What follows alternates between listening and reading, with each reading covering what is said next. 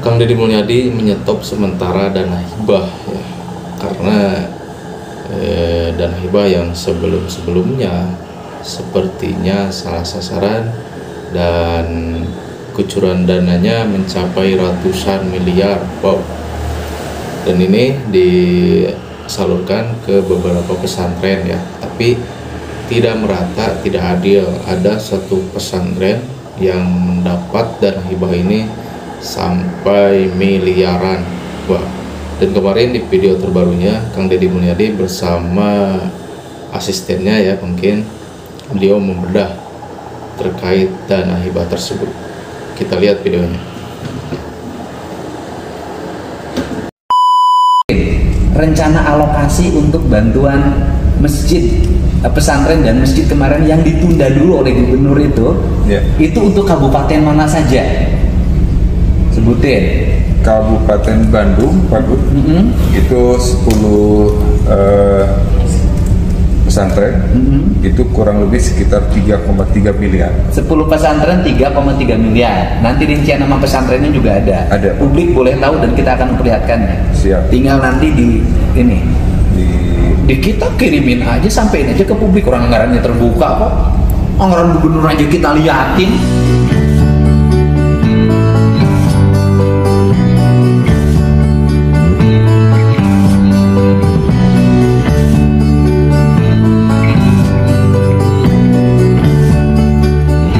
Ngapain ditutupin? Terus Kabupaten Bekasi 7 pesantren 2,4 miliar. Oke.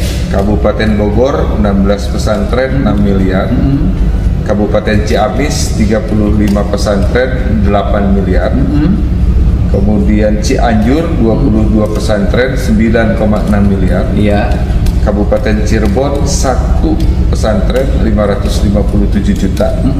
Lebih sedikit. Sangat cuma satu. Kabupaten Cirebon sebagai basis organisasi agama, iya. Basisnya Nahdlatul Ulama, iya. Basisnya Islam tradisional. Betul. Di Jawa Barat Islam hanya satu. NU itu hanya dapat satu apa? Satu pesantren dengan nilai 557 juta. 557 juta. Nah terus dan terbalik dengan Kabupaten Garut. Kabupaten Garut yang langganan 140 pesantren dengan nilai 78 miliar. Oke. Kabupaten Garut 78 miliar. Ya. Biasanya dapat dana hibah Kabupaten Garut per tahun berapa untuk kegiatan-kegiatan keagamaan, organisasi keagamaan, pesantren, madrasah? Dalam 3 tahun terakhir informasinya hampir sama, kurang. Tahun kemarin dapat berapa ratus miliar? Sekitar 50-60 juga ya? Enggak, lebih. Dengan yayasan segala macam. Oh, dengan lebih. Jadi Kabupaten Garut itu mengalahkan jauh di atas Cirebon. Cirebon cuma 1, Garut 140. Kalau menunya seperti ini, saya sebagai gubernur kok tidak memperlihatkan rasa keadilan? Itu yang konsep tata kelola yang baru, Pak. Iya. Saya sebagai gubernur miris juga, saya menandatangani sebuah bantuan di mana ada satu kabupaten yang dapatnya kecil banget, padahal dia basic pesantren, basic tradisional NU, tapi ada satu kabupaten melambung tinggi. Saya nggak bisa. Terus apa lagi? Yang terjadi di Cirebon juga terjadi di Karawang. Karawang berapa? Karawang cuma 1 juga, Pak Bu. Berapa? Dan itu malah di bawah 300 juta. Oh, Karawang dapatnya berapa? Satu pesantren 300 juta. 300 juta terus? Majalengka 13 pesantren 1,3 miliar. Pangandaran 3 pesantren 1,7 miliar. Purwakarta 2 pesantren 500 juta. Pangandaran kecil daerahnya tapi dapatnya lumayan. 3 terus? 3 pesantren 1,7 miliar. Purwakarta 2 pesantren 500 juta. Kabupaten Subang 8 pesantren 2,3 miliar. Sukabumi 21 pesantren berapa? Totalnya 9,2 miliar. Kabupaten Sumedang 1 juga, Pak. 100 juta. 100 juta. Terus? Kabupaten Tasikmalaya 12 pesantren 5 miliar. Kota Bandung 1 pesantren 150 juta. Kota Bandung? Kota Bandung. Yang kota besar ini? Kota besar. Hanya dapat 1 pesantren? 1 pesantren 150 juta. 150 juta. Oke. Kota Banjar satu pesantren juga Pak Guru 100 juta, Cimahi pun demikian, satu pesantren 100 juta, Depok satu pesantren 250 juta, Kota Sukabumi 10 pesantren 4,4 miliar. Wah, itu kota kecil dapatnya 4,4 miliar. 4,4. Kota Bandung yang besar Satu dapatnya pesantren. 150 juta. 150 juta. Oke, kita ini pemerintah provinsi ini kan sumber anggarannya itu kan diambil bukan dari Garut saja, APBD-nya kan Bodebek dan dari pendapatan di seluruh provinsi Jawa Iya. Barat. Distribusi ke bawahnya harus ada pertimbangan rasa keadilan, prioritas pembangunan. Siap. Kalau bicara Kabupaten Garut, yang dikeluhin oleh warga Garut adalah jalan.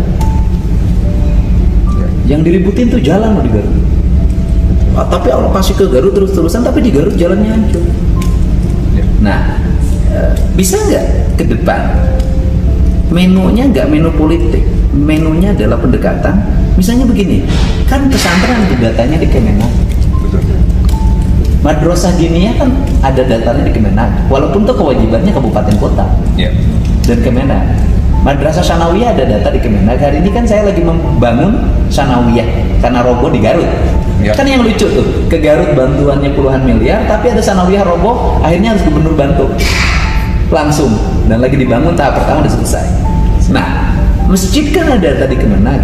Ya. Bisa nggak sih ke depan kita ini membantu itu berdasarkan pesantren mana sih yang kecil, pesantren yang gede, yang sudah asramanya hebat banget, kemudian bayar sekolahnya juga mahal, nggak usah dibantu dong. Pesantren yang kecil, yang kiainya juga tidak terkenal, adanya di kampung, mengelola anak-anak di sekitar sana, kita bantu prioritas. Mudah-mudahan, tapi kan itu nggak usah minta persetujuan DPR, itu kan kewenangan gubernur untuk menentukan. Betul Pak. Itu bisa dikelola seperti halnya bantuan yang ke madrasah. Artinya kalau kita membangun perimbangan anggaran nih, anggaran jalan itu sekian persen, anggaran pendidikan formal SMA yang ditanggung jawab gubernur sekian persen, anggaran infrastruktur air bersih sekian persen, anggaran infrastruktur pelayanan kesehatan sekian persen, anggaran infrastruktur sarana keagamaan sekian persen. Menunya dari data yang ditampilkan yang ada itu lebih berkeadilan. Proporsinya. Kita mau objektif. Siap. Saya bapak nanya ke bapak saya sebagai kepala bapak ada jujur sama saya. Iya. Saya pernah ngusulin nggak yang bersifat pribadi, Sampai dengan hari ini tidak ada. walaupun digosipin.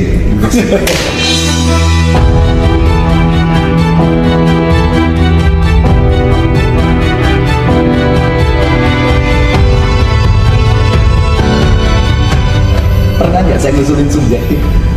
Tolong ini bantu ini, pernah nggak saya bapak? Sampai dengan hari ini tidak. Malah beban kan. Nah terus masjid, kan itu pasangan masjid. Sebelum ke masjid, baru izin. Masih ada? Totalnya jadi Kota Tasik 5 pesantren, 1,8 miliar. Jadi total keseluruhan. Kabupaten Tasik berapa? Kabupaten Tasik tadi 12 total pesantren 5 miliar. 5 miliar. Nah pertanyaannya ini siapa sih yang ngusulin kok numpuk banget di Garut? Nah ini mekanismenya memang diusulkan dari pesantren masing-masing Pak. Dengan yayasan yang memang sudah diajukan link diinput di dalam SIPD, dan kemudian dari inputan itu kita verifikasi, validasi. Iya, itu kan teorinya. Betul. Prakteknya pasti ada yang memandu, menggiring, dan mengarahkan. Nah, Siapa sih yang ngarahinnya? Nggak akan berani jawab ya. Bapak yang begitu Kan tidak mungkin kiai-kiai ngerti SIPD. Bagaimana ngentri ngelingnya kan nggak mungkin gitu loh. Kasihan kiai yang nggak ngerti SIPD, sampai kiamat nggak akan pernah dapat SIPD karena tidak punya akses politik. Masjid gimana masjid? Mulyadi resmi menghentikan seluruh penyaluran dana hibah keagamaan untuk tahun 2025. Alasannya karena banyak yayasan bodong, terafiliasi politik, bahkan ada yang dibentuk hanya untuk menyedot miliaran rupiah dari APBD. Baik Pak, saya bukain Pak. Bikin yayasan palsu Pak di Jawa Barat. Untuk nyerap duit Pemprov. Ada satu yayasan 5 miliar Pak. Bikin yayasan langsung dapat 5 miliar. Banyak tokoh agama yang akhirnya harus berurusan dengan hukum karena dana hibah yang bermasalah. Sebagai Islam harus halalan toyiban, harus memberikan contoh. Saya nggak mau nanti ada penerima hibah diperiksa.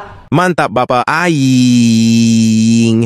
Daripada 5 triliun untuk hibah mending untuk bangun sekolah dan infrastruktur Jawa Barat. Memang berani dan cerdas Bapak. Aing. Ada satu yayasan 5 miliar Pak. Bikin yayasan langsung dapat 5 miliar. Aisyah Nawiyah Narugru. Di Garut, itu nyampe berapa Garut tuh bantuan ke yayasan? Ada sekitar 200 hampir 300 miliar. 300 miliar. Garut tuh sampai 500 miliar Pak. Bantuan untuk yayasan. Ada satu yayasan 5 miliar Pak. Bikin yayasan langsung dapat 5 miliar. Aisyah Nawiyah Narugru. Kan saya ingin besar. Kalau mungkin gubernur yang lain nggak berani menghadapi, saya berani Pak. Udah nggak ada masalah. Dicaci maki, dibenci terserah, diomongin mangga. Yang penting saya ini merubah sistem. Saya nggak mau uang Jawa Barat hanya dinikmati oleh beberapa orang itu juga. Ada satu pesantren nerima 50 miliar. Nah, jadi itu teman-teman semuanya ya, mudah-mudahan segera dibereskan. Dan kalau di kampung-kampung saya di sini banyak ya pesantren-pesantren atau lembaga pendidikan yang tidak dapat apa-apa karena mungkin tidak memiliki akses untuk mengajukan ke sana ya, ke atasnya. Dan jadi kalau gini tidak adil, ada pesantren yang mewah dan ada juga yang bikin satu kobong saja susah. Ya, semoga kedepannya dana hibah ini bisa merata dan bisa adil ya.